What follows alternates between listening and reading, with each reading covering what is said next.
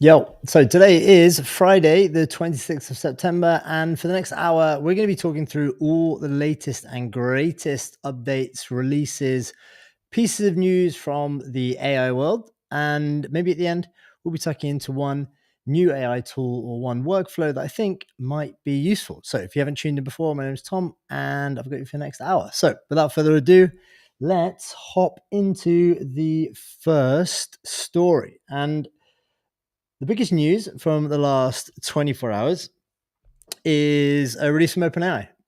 As per usual, big release from OpenAI.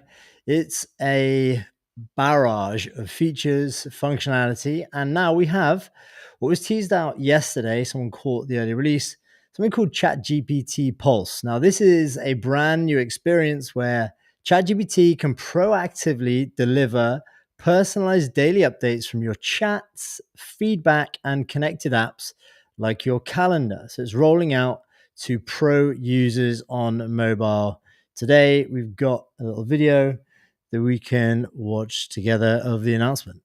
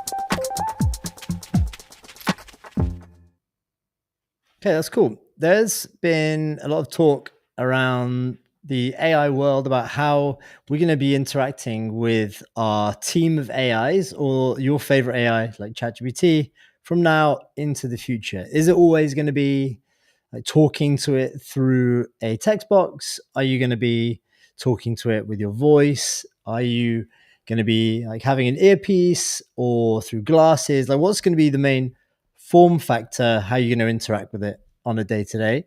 Now, what Pulse does is it just knows how you interact with ChatGPT and how you interact using different apps. So you can actually plug it now into, let's say, your Gmail, for instance, or your calendar, and then it can get all of this context. Now, what it does then is overnight and before you wake up in the morning, it compiles what it thinks you'll be interested in first thing the next day. So, are you planning an event?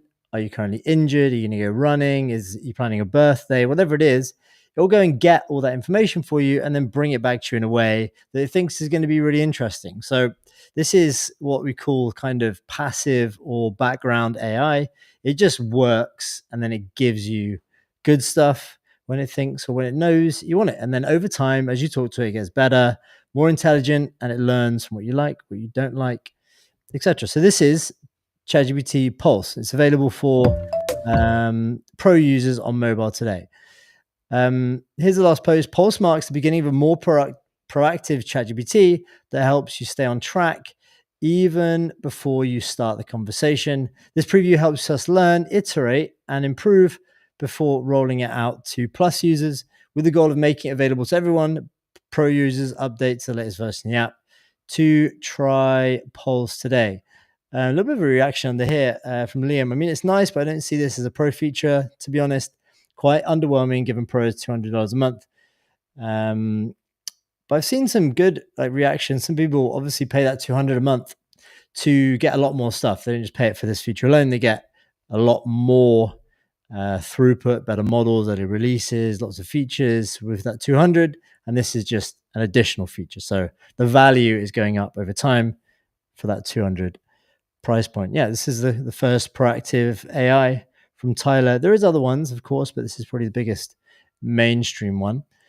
They've got their full announcement on their blog. saying introducing ChatGPT Pulse. Let's see if we can actually read that to check that it hasn't, or we've not missed any information here. Here we go. Let me just see if I can zoom into it.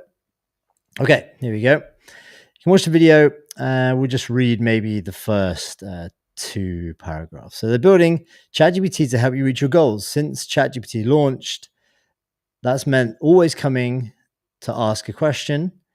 There's magic in being able to simply ask and get answers to help you learn, create, or solve problems. However, that's limited by what you know to ask for, and always puts the burden on you for the next step. Today, we're releasing a preview of ChatGPT Pulse to pro users on mobile. It's a new experience where ChatGPT proactively does research to deliver personalized updates based on your chats, feedback, and connected apps. We talked before. You can now curate what ChatGPT researches by letting it know what's useful and what isn't. The research appears in Pulse as topical visual cards that you can scan quickly or open for more detail. So each day starts with a new focused set of updates. Okay, that seems pretty good to me. So I'd be interested to see if you'd actually use that or not. If you're on the pro plan, if you're on just the basic plan, let me know, because ChatGPT Pulse seems pretty good and a good way of actually interacting with AI in general.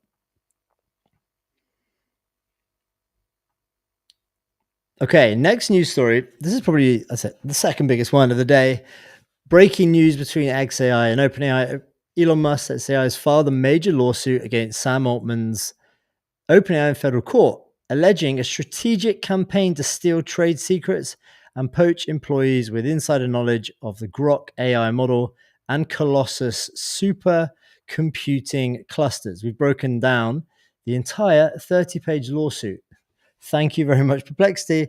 Let's dive into everything that we might need to know. Let's just close a couple of tabs. And here we go. Nice image. So here's the alleged scheme. According to XAI, OpenAI became threatened when Grok overtook ChatGPT in certain performance metrics just 18 months after XAI's 2023 launch. The lawsuit details how OpenAI allegedly responded with a coordinated effort to recruit XAI employees who had access to critical trade secrets. And we've got a screenshot of one of the pages of the case. What XAI is claiming: federal trade secret theft. OpenAI allegedly acquired XAI's confidential information through theft and breach of confidentiality, sabotaging business relationships, targeting XAI employees specifically for their insider knowledge, and unfair competition, unlawful business practices that harm competition in AI. There is one particular employee that is being targeted in this case, and that is, I have no idea how to say that, this individual here, Mr. Lee, we'll call him, an early engineer who developed Grok training methods. He stole entire source code base and training documentation, uploaded secrets to personal cloud storage, and deleted logs to cover tracks. He left a handwritten confession of the theft. He was contacted by OpenAI recruiter via encrypted Signal app and accepted a multi-million-dollar offer from OpenAI. Okay, so that's pretty damning if true. Another one, Jimmy, a senior engineer leading production inference team, stole infrastructure code and confidential business presentations, airdropped stolen files to a personal device, and initially lied about the theft and then admitted to it. Not looking great. Recruited by the same OpenAI recruiter, what a savage whoever you are, using encrypted messaging. Mike Liberatore served as XAI's chief financial officer, had access to XAI's secret source data center scaling strategies. Oh dear, Mike. Refused to sign standard confidentiality termination agreements, responded with a profanity to XAI's confidential reminders. Don't know, I'm not going to read that. Then other poached employees too. We've got these names here. XAI uncovered encrypted signal chats, timelines linking theft to OpenAI contracts and deletions. OpenAI allegedly used the same recruiter, Tifa Chen, OpenAI's research talent advisor, savage recruiter, who offered bounties to include theft. Ugh. the XAI OpenAI stole. So, data centers, this is going to be the big competitive advantage to scaling up AI companies, and obviously XAI building theirs called Colossus. And here we go. XAI emphasizes their competitive advantages lie in rapid data center deployment and unprecedented computing power, including their Colossus supercomputer, described as the world's largest AI supercomputer. The lawsuit suggests OpenAI specifically targeted employees with knowledge of model weights and training data for Grok, proprietary AI development methods, and NVIDIA GPU deployment secrets, data center operational and scaling strategies too. Okay, so that's a pretty big and essential piece of knowledge. Harm to XAI and industry impacts: economic harm, consumer harm, willful conduct, OpenAI's use of encrypted apps, timing of offers post theft, and retention of thieves shows malice. Okay. It's not looking good. OpenAI, XAI wants immediate injunctions, return and destruction of all stolen trade secrets, prohibition of XAI secrets in OpenAI's products, monetary damages, including treble and punitive damages, and a full jury trial. And this is Elon's response. We sent them many warning letters, but they continued to cheat. Lawsuit was the only option after exhausting all others. Now, here's the bottom line. In the heated AI arms race, this isn't just another lawsuit, it's potentially the most explosive trade secrets case in AI history. If proven, it could expose strategic theft by one of AI's giants, sparking regulatory probes, massive damages, and a rethink of aggressive talent poaching in the frontier model arena, all while reigniting Musk-Altman feud at birth. OpenAI. Jesus, that sounds very punchy indeed. So I always wonder, in this case, obviously this is looks like it's going to be a criminal case, where what the damage is worth paying, like what amount would it be worth actually just paying up and settling or trying to settle for, versus the secrets that have been stolen. So if they now have the secrets to building and scaling infrastructure like XAI and building out Colossus scale supercomputers, what's that worth? Probably in the hundreds of millions, if not billions of dollars.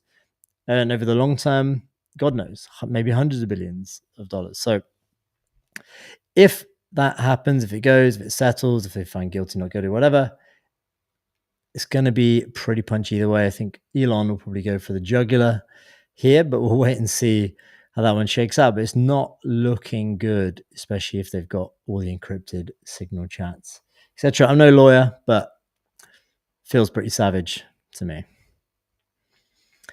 Okay, more positive story from OpenAI. OpenAI today we're introducing GDP-Val, a new evaluation that measures AI on real-world, economically valuable tasks. Evals ground progress in evidence instead of speculation, and help track how AI improves at the kind of work that matters the most. Okay, so this is real-world tasks, not maybe tasks that are just performed by a few. So GDP-Val spans 44 occupations selected from the top 9 sectors contributing to the US gross domestic product, or GDP. Here we've got some of them. We've got software developers, lawyers, accountants, and then healthcare and retail. We've got finance, wholesale trade and manufacturing. And then down here, we've got government, real estate and leasing, and information. So this is targeting the tasks that white collar workers mainly will perform day to day. So normal admin tasks. This is normal manufacturing task here, which they've given an example. Tasks that are constructed from the representative work of industry professionals with an average of 14 years experience. Okay. On this evaluation, expert graders compared outputs from leading models to human expert work. Opus 4.1 delivered the strongest results, with just under half its outputs rated as good, as better than expert work. Just as striking as the pace of progress, OpenAI's frontier models have nearly doubled their win rates in a single year. So if you're ever in doubt, or you're speaking to anybody in the real world who's saying, last year I tried a free version of ChatGPT and it couldn't pass a PDF or pull info out of a PDF that I needed. Now, that we've left the station on that. That's way back. We are way past this, with progress more than doubling every year. And in these evals, that makes it clear. So these tasks are just being gobbled up at a rate of knots. This is an early step and does not cover all work that affects GDP. We aim for future evals iterations to progressively incorporate greater breadth, realism, interactivity, and contextual nuance. We hope this release helps facilitate future research and understanding and real-world model capabilities. Read our blog and paper and visit evals.openai to browse the open source subset here. And you can go and open that if you want. Here is the blog post, which you can try and read, but it's there if you want to read it, all up on OpenAI's blog. And this is real world tasks across 44 occupations. But the takeaway is the ability for these AI models to solve these real world work or real world situations that white collar workers do day in, day out. AI is progressing at a very quick rate and is going to be in the workplace doing work for all of us pretty soon. Yesterday, we even covered Asana, who's now building AI teammates directly in their workspace. So should see them soon too. Okay, next we have the net dollar has been released by Cloudflare. Now, Cloudflare, obviously one of the biggest, if not the biggest, infrastructure provider on the internet, from security, from anti-DDoS stuff, from hosting, all that good stuff. They provide it. Likely the website you're using right now has got Cloudflare involved somehow. Now, what is the net dollar?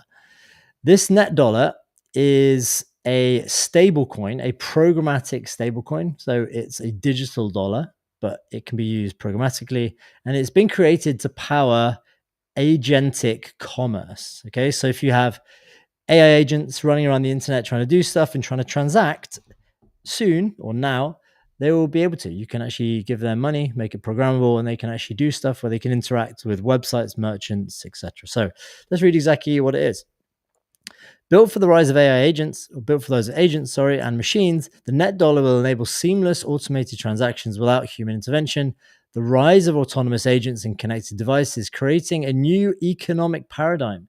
These systems need a reliable medium of exchange that can handle high-frequency automated transactions without human intervention. Rules, triggers, and workflows can be embedded directly into payments, making them smarter and adaptable. This is global too. So the net dollar will work across networks and ecosystems, enabling frictionless global commerce. It's one-to-one backed with USD. Every coin will be fully collateralized by a US dollar, ensuring transparency, reliability, and price stability. So it's not one of those other, maybe less transparent stable coins that exist in the market. And I think this was kind of a move out of nowhere a bit from Cloudflare. I didn't think many people expect it to happen, but we've seen some really good releases from them recently, such as they've done an anti-agent thing. So if there's agents crawling the web, you can allow through Cloudflare and enable or disable the fact that agents can crawl your site. Now, there's always going to be bad actors in agents and creating agents that kind of get around this, but you can say, I don't want agents to crawl my site. I don't want to be included in new training data. I can just block them through Cloudflare. And now they're looking to add a transaction layer, so a programmatic transaction layer. So say an agent can access my information, but it's going to cost you a fraction of a dollar to access information and to use it in your training data. And I guess they're going to be using the net dollars for that. So really interesting piece of technology. This was one of the reactions from Nader from Engenlayer, I think. Yeah, he's Giga Chad on this stuff. So here's his feedback. 2 huge pieces of news this week from Cloudflare. The TLDR is they're making huge moves into the crypto space. They're launching the X402 Foundation with Coinbase. They're announcing plans to introduce a new US dollar-backed stablecoin called the Net Dollar. This is important news because Cloudflare is one of the most widely loved developer products in the world, used by millions of developers. It's also a big bet on the intersection of crypto and AI, as X402 will ultimately be the most widely used for agent-to-agent payments. Okay. I actually haven't explored probably what X402 is, but I'll make a note of it and I'll learn, and maybe we'll come back on another day to run through that one. So that's the feedback.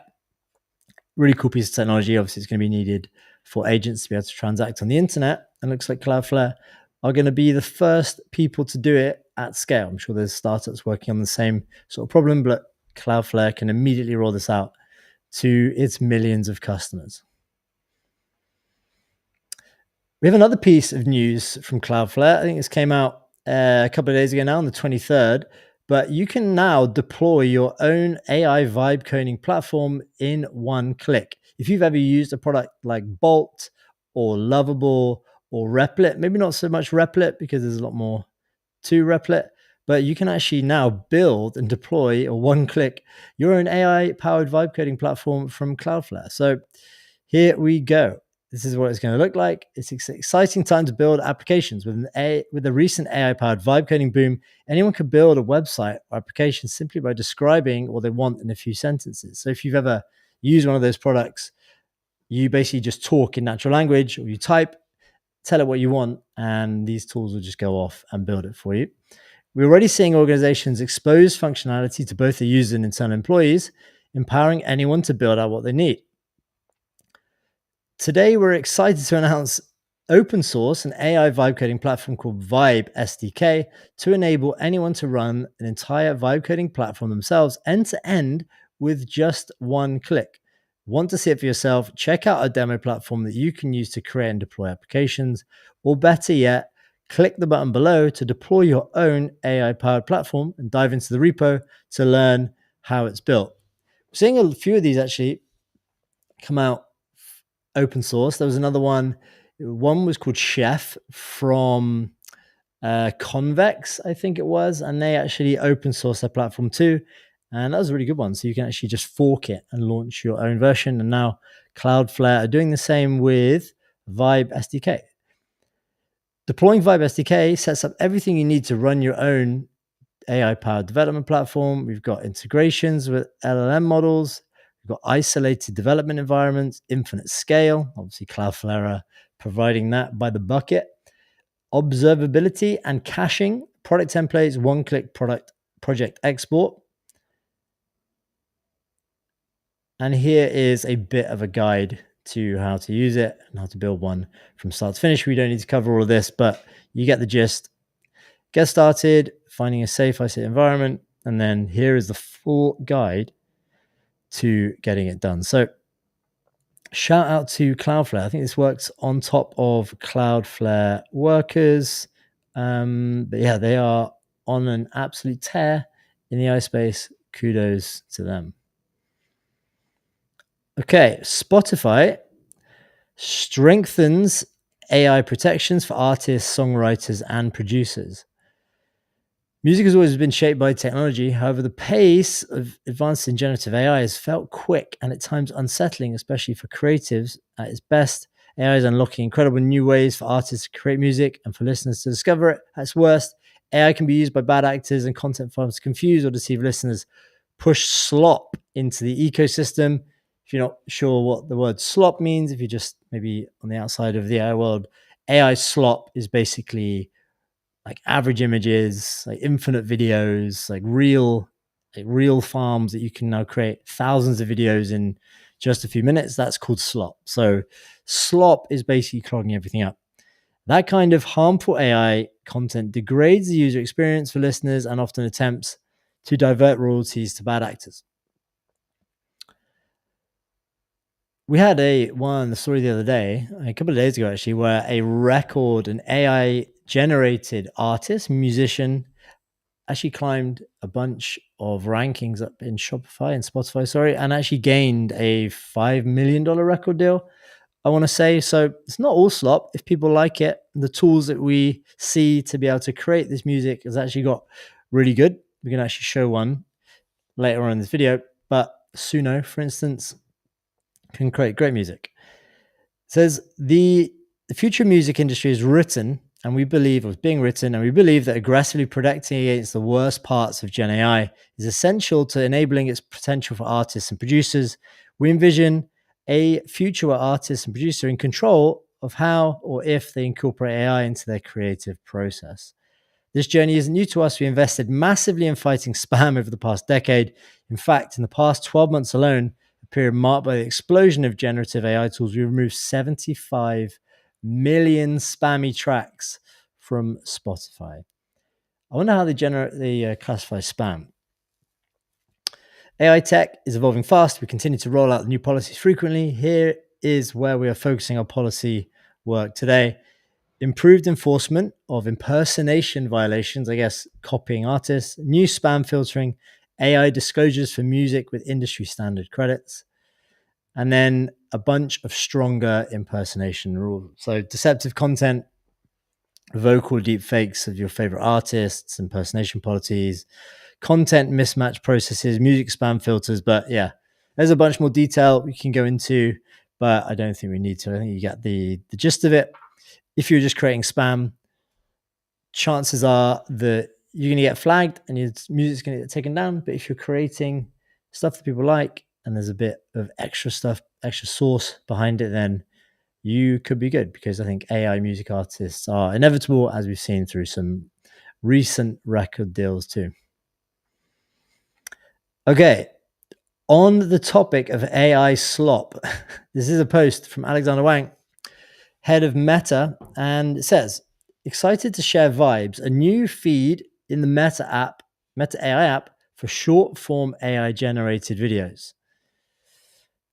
Have we got any?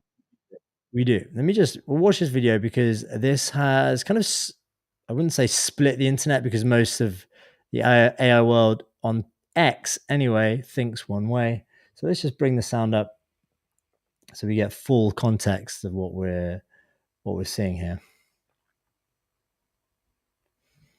Okay.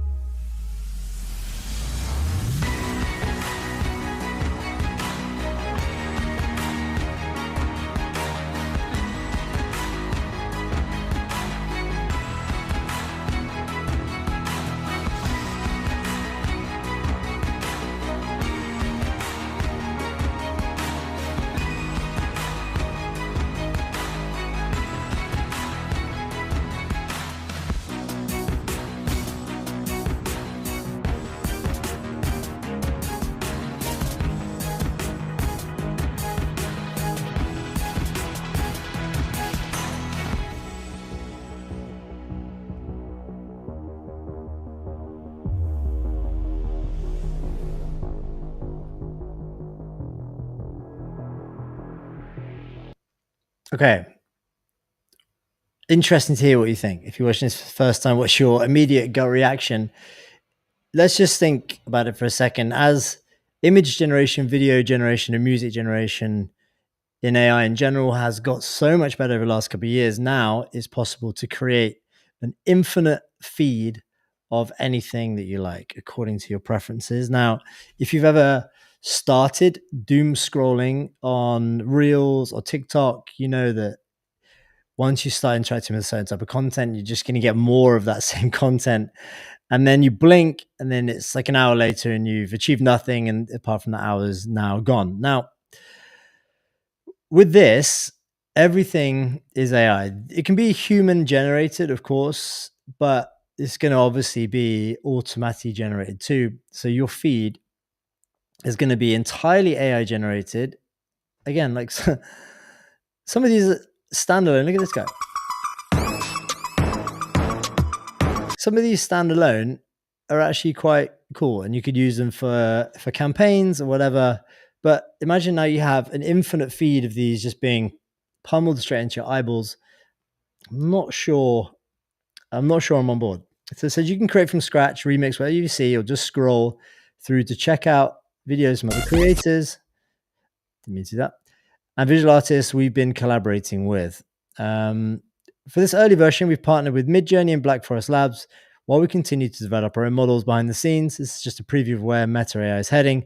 Can't wait to see how people experiment it. Pro tip, me unmute for the full experience. So, Midjourney, Black Forest Labs with their AI models Flux are best in class, state of the art models, which they're now using to power this feed. They just get better all the time. So the feed's going to get better all the time. I think it's just a feed, which I'm not on board with. Now, the funny reaction here, people aren't digging it. People are not digging it. I don't know what happens when people go over to Facebook or the audience over there, but this is from Nikita, who, if you didn't know, is the head of product at X and consumer app extraordinaire. Give me the AI slop stream. This is the meme, obviously someone without a brain drooling. Signal, damn dude, this has like zero soul. May I suggest a rebrand? From Riley, receive AI powered entertainment until you die. Please don't let this be your definition of excited, the black hole of life. But you get the gist.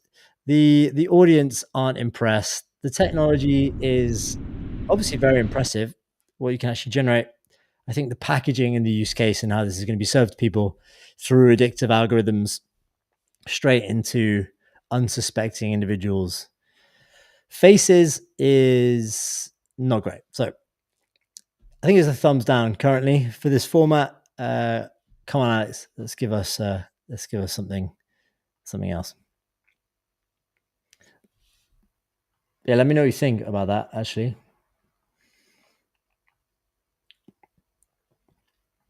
okay.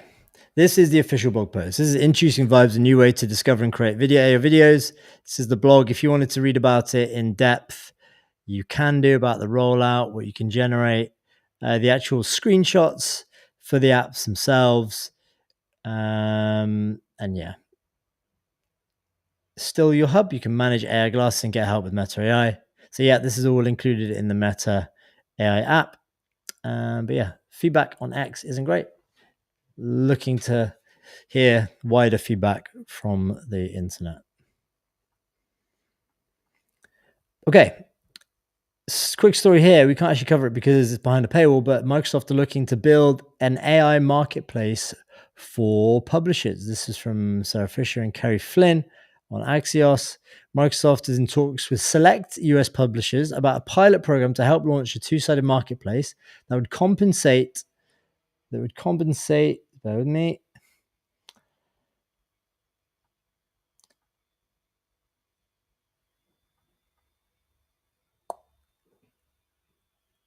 that would compensate publishers for their content using an AI products. By using AI products, started with its Copilot assistant.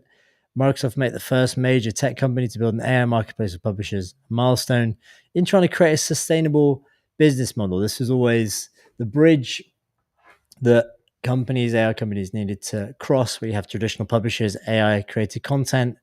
The AI is trained on the normal publishing content, and how does that transaction happen? How does the value kind of get accrued both ways? Because obviously it's quite one-sided right now. So interesting to see what this marketplace actually ends up looking like from Microsoft. We have GSA, a partnership between XAI and the government. Next. So from GSA and XAI partner, I'm not sure exactly what this is short for, the General Services Administration. Okay. An XAI partner on a $0.42 per agency agreement to accelerate federal AI adoption. If you don't know what that numerical amount signals, actually a meme number which Elon and a lot of other people like to use. So a trivial amount, and probably just set it at that because it's funny. Latest OneGov offering makes XAI's powerful Grok frontier models available to federal agencies at lowest price and longest duration to date. Marks the final frontier model to be added to GSA's suite of offerings. And it's basically making it available to all of government employees, so you know how have access to use XAI at work, wherever they are. Accessible to federal agencies for only 42 cents per organization. This unique offer is in place for 18 months, the longest term for a OneGov AI agreement to date, and is valid until March 27. Quote here, widespread access to advanced AI models is essential to building an efficient, accountable government that taxpayers deserve and to fulfilling President Trump's promise that America will win the global AI race, said Federal Acquisition Service Commissioner John Grunbaum. We value XAI for partnering with GSA and dedicated engineers to accelerate the adoption of Grok to transform government operations. And just goes on to say, Elon's quote, XAI is the most powerful AI compute and the most capable AI models in the world. Thanks to Trump's administration, XAI's frontier AI is now unlocked for every federal agency, empowering the US government to innovate faster to accomplish its mission more effectively than ever before. So yeah, they're getting Grok all across the government. I don't know if there's an equivalent for that in Europe, actually. Would be good to have. There's a bunch of other details here if you wanted to read it. But yeah, government getting powerful AI is the TLDR for this trivial cost. Okay, we're into some tool stuff now. And Google, obviously on a tear, they've just released this. It says, simplify your video production workflow. I think a lot of people actually didn't know that Google has something called Google Vids. And here it is. It says, write the script, select an AI avatar in Google Vids. I actually didn't know they had AI avatars inside of Google Vids. Generate and insert the avatar. There is no step 4. It's that easy. Let's watch this video together to see what this is all about.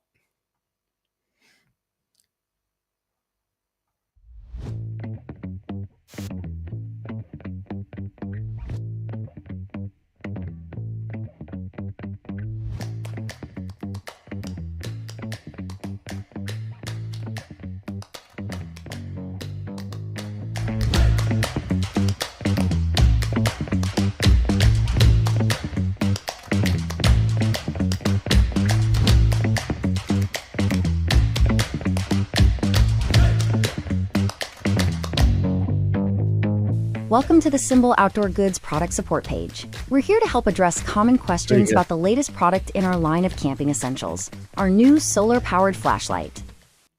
Okay, we need some eye expression there, but this avatar is really good. The mouth. Welcome to the Symbol Outdoor Goods product support page. We're here to help address common questions about the latest product in our line of camping essentials, our new solar-powered. Awesome. If you used HeyGen before, HeyGen are currently the market leaders in this AI avatar tech, and Tavis too. But yeah, it looks like Google are getting in the mix. I actually didn't know you could do that. That's pretty dang cool. Oh, another shout out to Synthesia too. They have a really good product. Yeah, here we go from Phil Franco. Wait, you have avatars? I didn't know that. But yeah, Google again releasing one Google Vids not so long ago, and now you can have avatars in your presentations, slide decks, etc., etc. Okay, Vercel Domains. This is just another handy tool that you might want to try. Let me see. I don't know if this one's got sound. No, it doesn't have sound, so we can share it.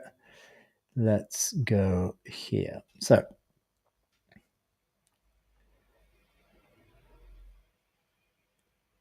okay, Vercel Domains just got a full rebuild. Search without logging in, instant streaming search and results at cost pricing up to 50% lower, private search with no logging, support for 500 plus TLDs, and multi-domain checkout. You can try it now at vercel.com/domains. Always like to try and share these useful tools. Maybe we can actually open this up. Let me just replace it with this window. And then I might be able to open up and show you if it loads. Okay, so if I wanted to say, look for a streaming domain, you can type stream, and then it will give you a bunch of options pretty instantly. Some tools are just like a pain in the ass to use. This is great. You can see all of the extensions.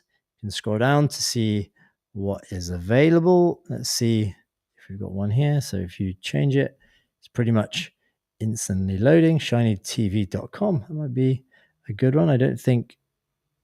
Are these available? Sort by length. Yeah, I think these are available. Sort by length, relevance, sort by alphabetical ending, so AC, accountants, etc. Let's go to relevance. And also you can style them or list them or grid, whatever way you want. So that's vercel.com/vercel domains. super handy tool if you're trying to hunt down a domain for your new idea.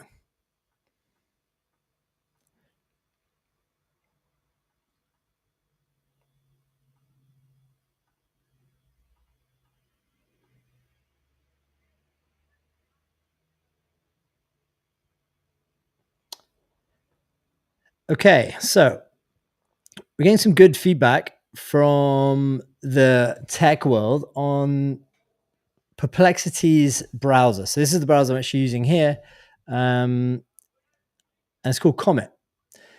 Comet can do a bunch of stuff. It has assistant built in, voice chat built in, on-page summaries, and it can actually take actions on your browser for you. I've spoken about it before on the stream, but they released something which is their search API, and they are looking to take on Google, I think, in this respect.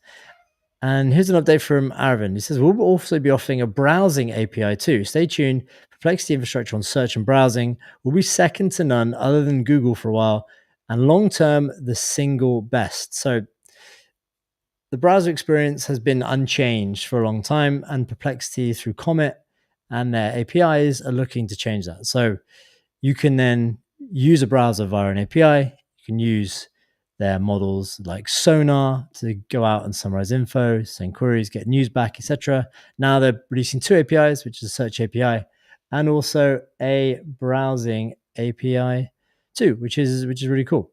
Yeah, your browser kicks shit out of everything. Sounds good. Okay, next up, this is not exactly digital AI related, but worth sharing anyway. If you've seen ShinyTV, the robotics company out of China, the G1 is a really advanced humanoid type robot, but we have a security issue here. According to this paper, the ShinyTV G1 humanoid robot secretly and continuously sends sensor and system data to servers in China without the owner's knowledge or consent. So these are cheap, by the way. These are in the early tens of thousands of dollars, and they're rolling out quicker than most people at scale. So you can actually buy them now and import them and have them do stuff in your home. Whereas other humanoids like Figure 1 or Figure 2 or Figure 3 now, whatever it is, and Optimus from Tesla, then they're not quite there yet. You can't actually buy them, but this you can buy, and security assessment isn't great. So someone raised a good point, is maybe this applies to DJI drones too, but I don't think it does. I presume somebody's looked at that. But yeah, these, if you buy one, if you're thinking about having a Chinese humanoid in your home, chances are it might be sending data straight back to home.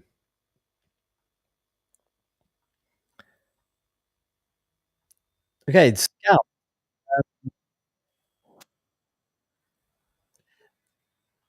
I think this is just like an interesting clip to say. So if you don't know what Scouts is, Utori, this company behind Scouts, is another proactive sort of AI that we talked about before.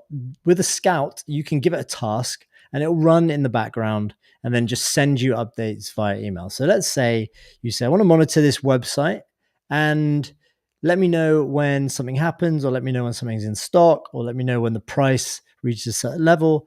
And what a Scout will do, will go and figure out how to use that site. It will use like a virtual browser and a sandbox, and then it will monitor that site according to your task and figure out how to do it, and then send you an update when it's achieved the task. So it's a proactive one. This is just a little update from the team that I wanted to share because I thought it's cool to just get a little insight. So lately, I've been curious about philosophy and AI and how the two will merge, and how the philosophers are thinking about this general new field of AI. I set up a Scout to monitor that. So lately, for example, it found some really nice articles about something called environmental intelligence. It's like some new philosophical framework for AI.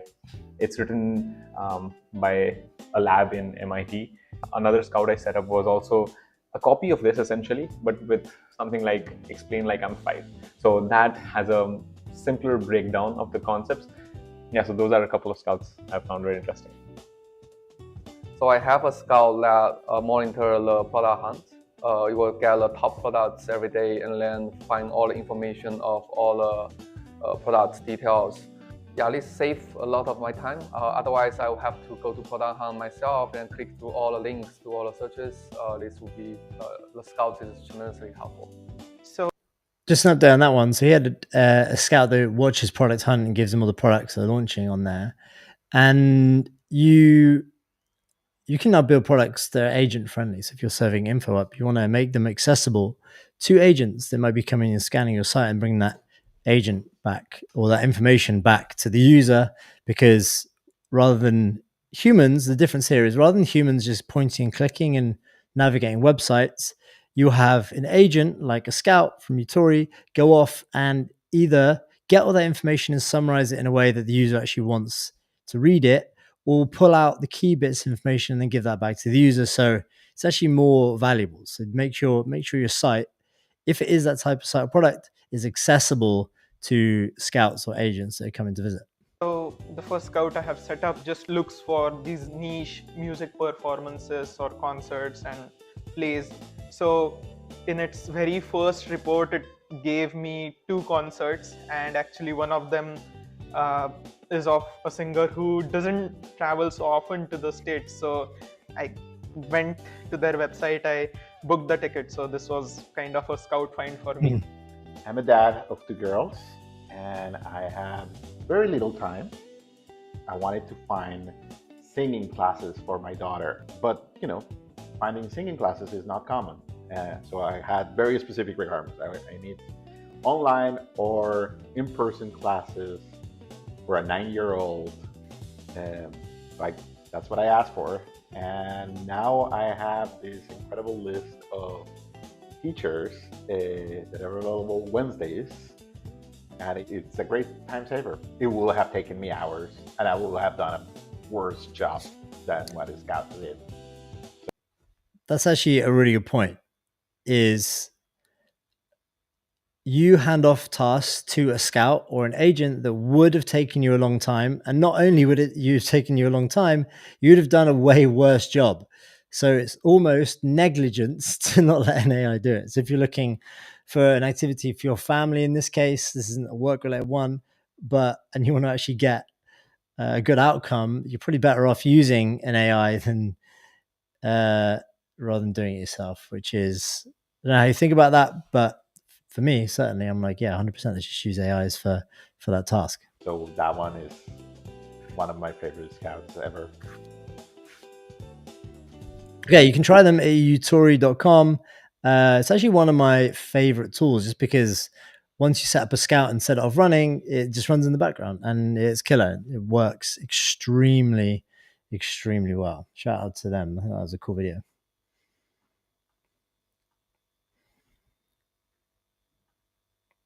Okay, next, we talked about this, I think, for a few days. We even talked about this yesterday, not this particular feature. We talked about Suno, and we got something new as well. So, Suno, unlock your creative potential with Suno Studio, the first ever generative audio workstation now available to Premiere users.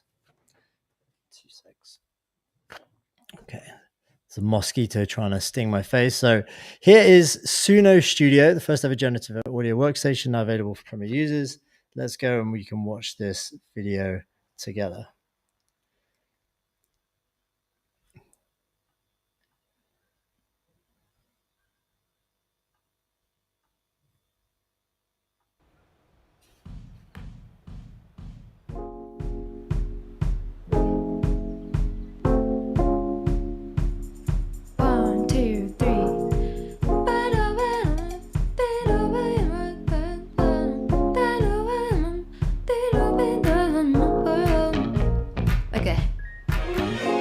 Is that cool?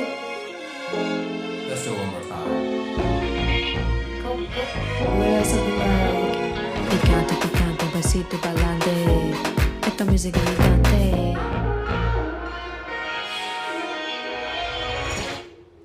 Here we go.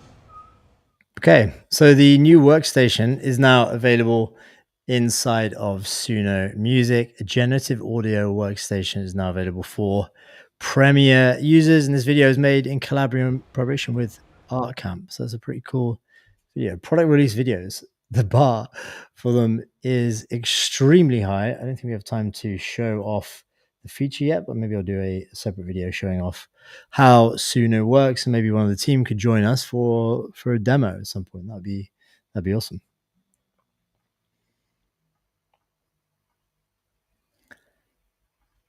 Okay, next up, this is I think a very slept on thing. We're gonna have to whiz through the next few stories, but this is from Arthur. A teenager is now earning 600K ARR with custom muse on Roblox.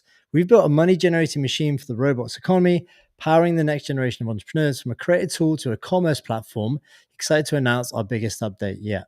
Here we go. We leave the sound off.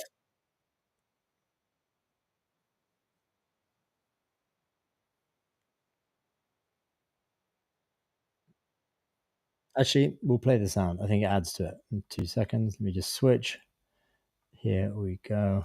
Let's add this tab. Okay, let's start again.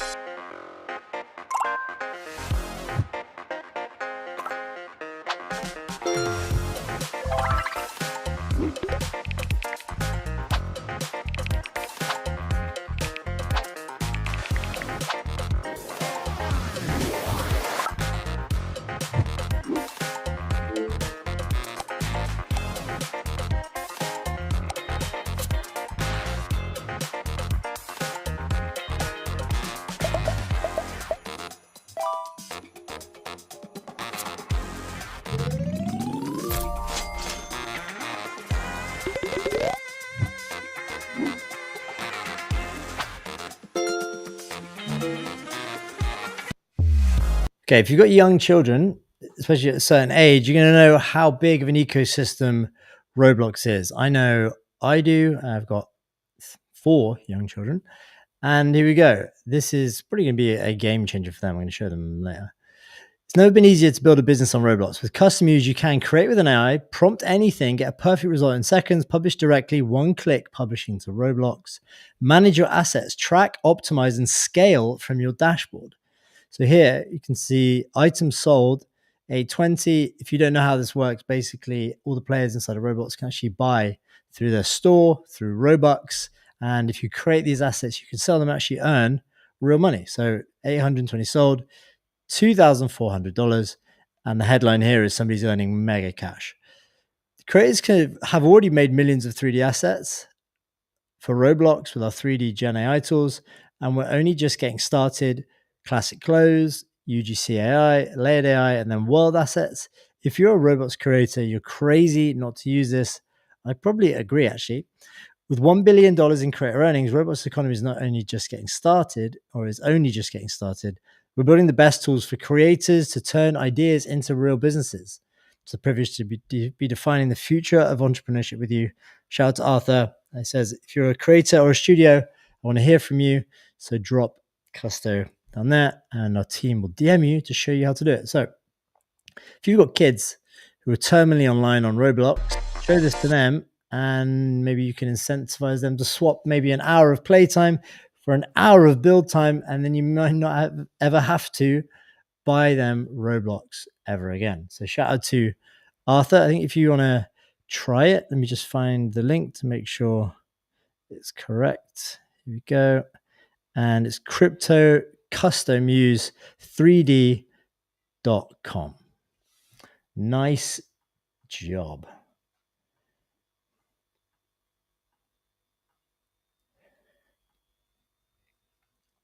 Okay. Howard Pinsky, Generative Fill just got a huge upgrade. Gemini 2.5 Flash, Nano Banana, and Flux Context Pro have arrived in Photoshop Beta. So Flux is from Black Forest Labs. Saw the Meta post before. Same thing. Gemini Flash 2.5 Pro is obviously from Google. Nano Banana is the code name for that when it was in testing, but it's basically in-place context editing. So draw a loop around something, tell it what you want to happen, what you want to change it to, and it will do it very well. Let's watch this vid. So outlining the restaurant sign, generative fill. I'm going to change it. We choose the right model. Then we'll just, with natural language, edit it to what we want.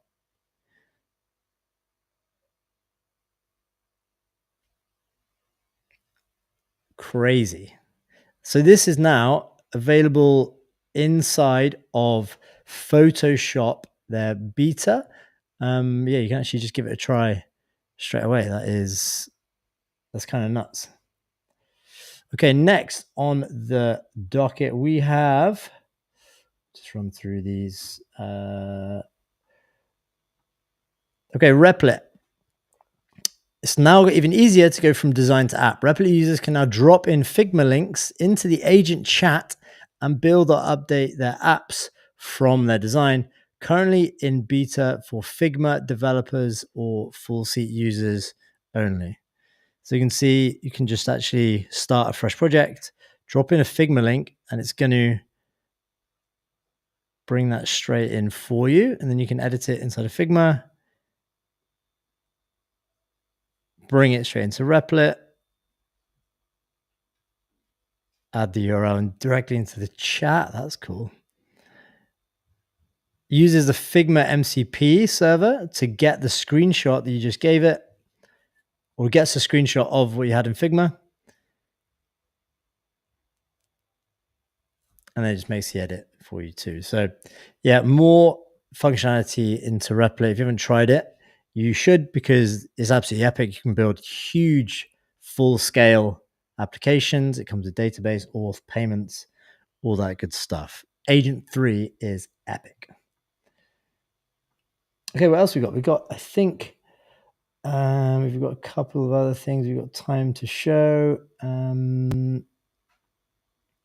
Yeah, we'll show one last launch video. I thought this was cool. So from Alex, he said, we raised 4.1 million for this moment, introducing Structify Flows, the first vibe data engineering platform that lets you do enterprise-grade data work in minutes. With Structify, just describe what you want in plain English. No code, no hiring, no backlog. So we've got a launch video here. Again, vibe, enter, use case is getting very popular. So here is the use case for enterprise-grade data. Data is super cool, but working with data is a pain. That's why I built Structify. All right, show us then. What if I already have some data? Let's say you've got a bunch of telemetry data sources on your product and you want to understand who's using which parts when. You can just ask Structify to stitch it all together and marry it with your CRM user data, and then enrich that data on where the users work from the web and grab even more details about that. And then it can even help you understand where conversion bottlenecks might lie. But what if my data's a mess? Can do. Work with it all the time. When's data not a mess? Structify can take in messy inventory spreadsheets, connect it with your payment system, your CRM, and even a weather API. And that can help you create a view on seasonality of your consumer products, and maybe even how to better manage your inventory system. But what if my data isn't even digital? Easy. We do that all the time. Structify works with construction firms to turn their uploaded plans, reports, contracts, and invoices into clean tables to speed up the RFP process and increase quality deal flow. But can it handle many things at once? Yes, that's where Structify shines. RevOps teams are able to connect to customer lists in Google Sheets, grab and structure meeting notes in Salesforce, grab account details from the web, turn PDF invoices and contracts into structured data, and give them a 360 view of their pipeline instantly. They can even go from there and find out information about the accounts, like what their roles they're hiring for, or even like what conferences they're going to. Do I still need a data team for this? Not really. Structify is a data team that you wish you had, without the headaches. Sign up for a free trial today and see how you can get your data structured, clean, and ready to go. Okay, that looks great. Launch videos, again, A-tier launch videos, product launch videos, and yeah, looks like killer products. If you've got a bunch of data that's completely unstructured, or lots you just don't know how to make sense of it, drop it into Structify and just tell it what you want. And it looks like it will just figure it out for you. So kudos to them for getting it up and running, and for the raise too. Okay, let's touch on two more really quickly. We have This is one. Perplexity Search API is out. So we've built a search index of billions of web pages to provide real-time quality information for the web. It's how they build their answers that come to you through Perplexity. Now developers have access to the full power of our index, providing the most accurate results in milliseconds. And with Microsoft retiring the Bing search APIs in August, legacy search engines have abandoned the developer community who need real-time access to information. We're stepping in to provide the search API designed for new retrieval paradigms introduced by Frontier AI Systems. Built search API around three criteria: completeness, freshness, and speed. It processes 200 million daily queries using distributed crawling, indexing, multi-stage ranking, and dynamic parsing.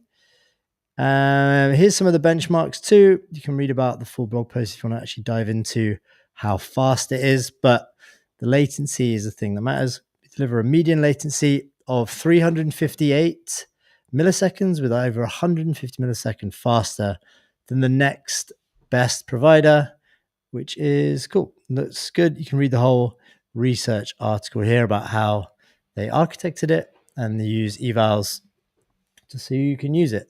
The final one I want to touch on today, final news story, we've got a lot, was from Exa. So Exa Code. Introducing Exa Code, a big step forward to eliminating LLM code hallucinations with indexed 1 billion docs, pages, Git repos, Stack Overflow posts, and more. Given a query, Exa Code initiates a hybrid search over this data, chunks it, and returns a concatenated token-efficient string. In our code, hallucination eval Exa Code outperforms every popular web search tool, including Exa. Okay, so this is two different tools going against each other, or many different tools. Again, you have Perplexity, you have Exa, depending on which one you prefer. But yeah, Exa now have Exa Code. You can use it inside of Cursor.